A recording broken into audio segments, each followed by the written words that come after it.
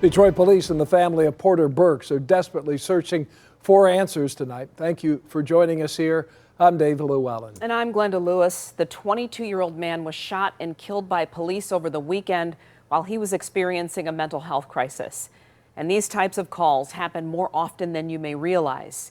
To give you an idea of the scope of the issue, according to Detroit police, so far this year, there have been more than 18,000 mental health calls compared to 21,000 last year. 1,100 of those calls involve people who are armed compared to 1,200 in 2021. 7 Action News reporter Kim Russell is giving us a closer look at how officers are working to handle some of the most emotional calls they receive. You're okay. You're not in any trouble, okay? I just want to help you. In body camera video Detroit police released showing what happened during the moments before they shot and killed 20-year-old Porter Burks, you hear a critical incident response team trained officer try to calm him. I just want to help you, man, okay? Can you do me a favor and drop the knife? But when Burks starts to move towards police, they shoot and kill him. His family members say police knew he was mentally ill and the response wasn't considerate enough. This is a system that has failed Mr. Burks. Detroit Police Chief James White says police did what they had to. Police say Burks had a history of schizophrenia that led to him stabbing family members in March and August of 2020. Then in June, he allegedly assaulted police after escaping the mental ward of a hospital and was taken back for treatment. When he was at the hospital, he should have been kept there. And the unfortunate part of this is that he was not.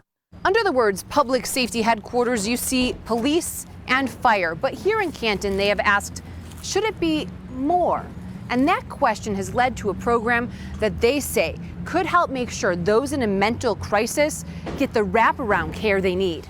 Canton Police Sergeant David Joris says his department teamed up with Hagira Health to embed mental health professionals with police. Social workers and counselors don't just respond with police to behavioral health calls.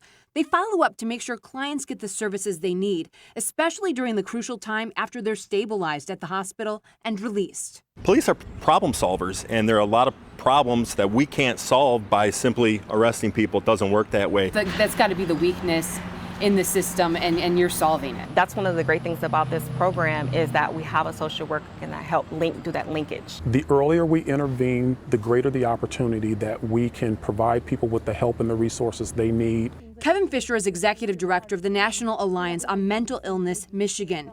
He says we don't know all the facts to assign accountability, but when he heard about Burks, he thought about his son, Dominique, who lost his life to suicide as he battled schizophrenia.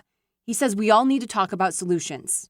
As a society, we need to become more proactive when we are addressing mental illness. Kim Russell, 7 Action News. Thank you, Kim. Porter Burks' family has hired high-profile attorney Jeffrey Feiger. He's expected to hold a news conference tomorrow morning, and 7 Action News will be there. We'll share what we learn on air and online, WXYZ.com.